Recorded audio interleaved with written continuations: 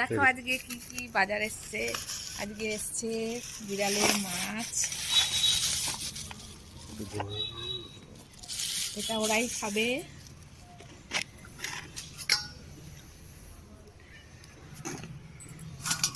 মায়ের মাংস নিয়ে এসেছে, কিছুটা এমনি এমনি শুধু মাংসের ঝোল হবে, আবার কিছুটা চিলি চিকেন বানানো হবে। আর নিয়ে এসছে, আমার প্রচণ্ড ভালো লাগে,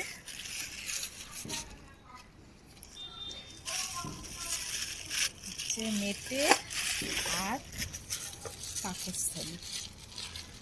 ভীষণ ভালো লাগে, ঝাল ঝাল করে রান্না করলে প্রচণ্ড ভালো লাগে। আর আমি চিলি চিকেনের জন্য টমেটো আর ক্যাপসিকাম, ব্যাস হয়ে গেছে।